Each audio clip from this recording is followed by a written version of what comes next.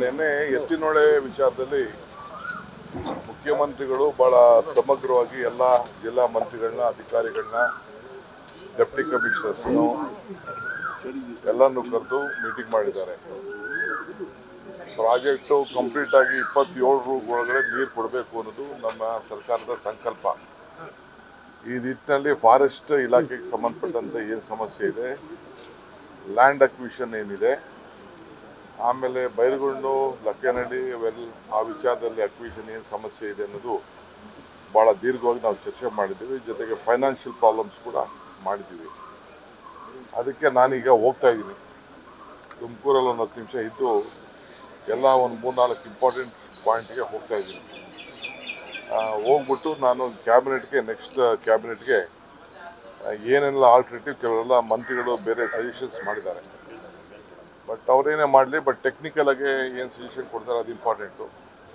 ನಾನು ಕಣ್ಣಲ್ಲಿ ನೋಡ್ಬಿಟ್ಟು ನಾನೊಂದು ರಿಪೋರ್ಟು ರೆಡಿ ಮಾಡಿ ನೆಕ್ಸ್ಟ್ ಕ್ಯಾಬಿನೆಟ್ಗೆ ಒದಗಿಸ್ಕೊಡ್ತೀನಿ. ಮುಖ್ಯಮಂತ್ರಿಗಳು ನನಗೆ ನಿರ್ದೇಶನ ಕೊಟ್ಟಿದ್ದಾರೆ.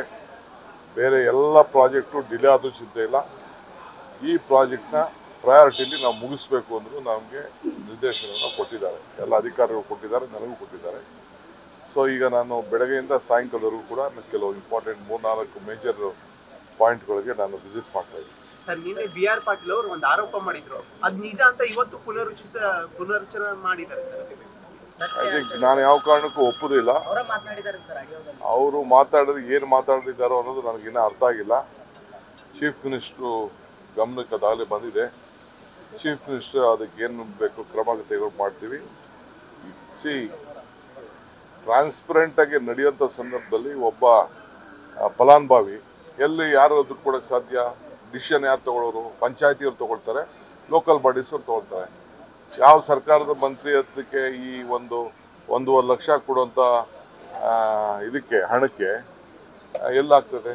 ಸೊ ಯಾವ ಉದ್ದೇಶದಿಂದ ಮಾತಾಡಿದ್ದಾರೋ ಅದು ಸರಿ ಇಲ್ಲ, ನಾನು ಖಂಡಿಸ್ತೀನಿ. ನಾನು ಚೀಫ್ ಮಿನಿಸ್ಟ್ರು ಇಬ್ಬರು ಕೂಡ, ಬೇರೆ ಎಲ್ಲ ಕೂಡ ನಾವು ಅವ್ರಿಗೆ ಹೇಳ್ತೀವಿ, ಇದು ಈ ಯಾವ ಅರ್ಥದಲ್ಲಿ ನೀವು ಹೇಳಿದಿರೋ ಸರಿ ಇಲ್ಲ. ದೇರ್ ಇಸ್ ನೋ ಅಂಥ ವಿಚಾರ ಯಾವ ಕಾರಣಕ್ಕೂ ಇಲ್ಲ. ನ್ಯೂಸ್ ಫಸ್ಟ್ ನಿರ್ಭೀತಿಯಿಂದ ನಿಮ್ಮ ಪರವಾಗಿ.